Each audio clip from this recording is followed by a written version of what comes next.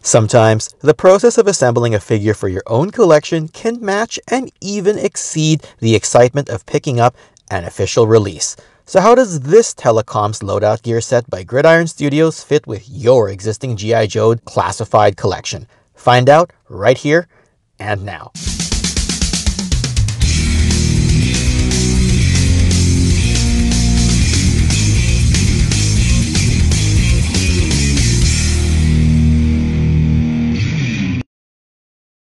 I'll start off by saying that I am aware of the announcement of G.I. Joe Classified's forthcoming Tele-Viper figure that will be packed in with a Trouble Bubble or Flight Pod if you prefer. However, for those of us who only need one Trouble Bubble but want multiple Tele-Vipers, this Gridiron Studios character kit is for you. I have done other similar Gridiron Studios videos in the past, so do check out those previous uploads if you find yourself with some spare time. While G.I. Joe Classified as a toy line has given us a ton of satisfaction, what with the quality of their figures seemingly going up as more waves of figures get produced, it is notable that the lead time between a figure's announcement, the subsequent pre-order, and eventual mass market release can be something of a lengthy process. We've seen it take months, and in some cases a year, between placing a pre-order and then finally receiving the item in your mailbox or seeing it on store shelves. Thus, once you've customized a figure for your own shelf, you may find either that you aren't as compelled to get the official release once it comes out, or you end up with both, just to give your collection some options. Either way, the Gridiron Studios option for the Tele-Viper is a simple kit bash requiring little to no customization skills whatsoever. I've elected to go with the Cobra Infantry for the figure's body, which is actually the body that you'll see other customizers use and is the one that Gridiron shows in the sample mock-up on their own website. For the figure's head, I'll be going with Flint simply because he was readily available on store shelves in my area for what seemed like an extended period of time, but trust that you can likely use any unmasked male head, and even perhaps try non-G.I. Joe Classified figureheads such as ones by Marvel Legends. Popping the head off and doing the swap is actually rather simple, and in my own case I didn't need to boil or warm up the heads to remove them. However, I did need to boil the neck joint on the infantry figure in order to fit Flint's head on the body after the fact. The gear loadout from Gridiron Studios comes with all that you see here, and I would like to thank my good friend Dreadnought Ryan from the Island of Misfit Toy Collectors, who allowed me to ship the items to his home in the United States, and then he graciously paved the way for shipping up north to me in Canada. The backpack goes on and holds easily with double-sided tape, and the gear fits on quite intuitively, matching what we can readily assume to be a modernized backpack gear loadout for an updated but still retro-inspired Tele-Viper.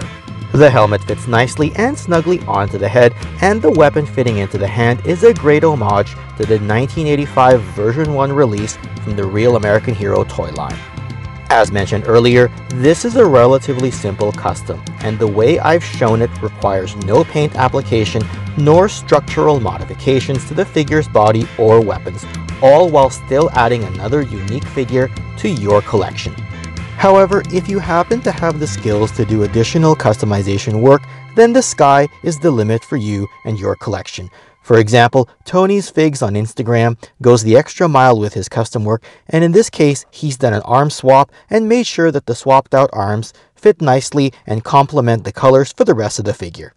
Tony's Figs account is run by Anthony Romo, and together with Dreadnought Ryan, they appear as semi-regulars on Travis Moody's Toy Kinda Mood YouTube channel, a channel I'd like to give some acknowledgement to as they cohesively work hard to bring us news and updates in the world of G.I. Joe and other military-themed product on a regular basis. Give them a watch and a subscription if you can. A look here with my Tele-Viper side by side with the 1985 release, and you can see that it's a nice update to the original, with helmet, weapon, backpack gear, and all. And that's what I personally like best about my G.I. Joe Classified figures, particularly the ones that represent an updated look yet remain faithful to the original in an upscaled, retro manner. Here's a look at the Tele-Viper with some of my other figures, and I recognize that he'll probably look a little different from the eventual official release, but that's fine by me, seeing as the Cobra Infantry, Cobra Trooper, and Cobra Officer all have some differences from one another, but all still nicely display as representatives of Cobra as a faction. In general, he fits in well with the rest of the collection, and I also want to show him side by side with some of my other figures that were also upgraded by Gridiron Studios, such as Duke with the Gridiron Command loadout, and add to that this Desert figure which Dreadnought Ryan did the colors for the base figure, and I later added the Gridiron Desert loadout. One could call this one Dusty for now, or any generic Desert Trooper for that matter.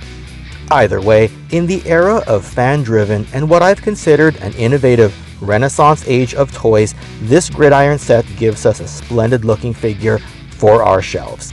And while I know that the price will be a bit of a detractor for some, seeing as the regular price of the gear set alone runs at $35 US, I've said on past videos that I am the type who may balk at the price initially, but find some level of acceptance once the figure ends up in my display cabinet. And this time is one of those examples. I am, of course, just speaking for myself in this case. In any event, let me know what you think in the comments below. What did you think of Gridiron's offering in their Cobra-inspired Tele-comms upgrade kit? I'd definitely like to hear from all of you.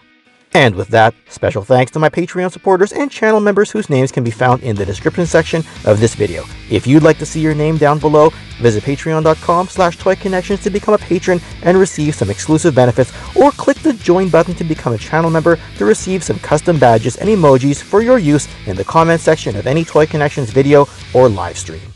We've come to the end of this video, and if you enjoyed it, please check out some of my other content here. Subscribe if you already haven't, press that like button to spread this video to more viewers, and share it with your friends. Otherwise, yo Joe, and I'll see you again soon with some more of my favorite toys. Take care.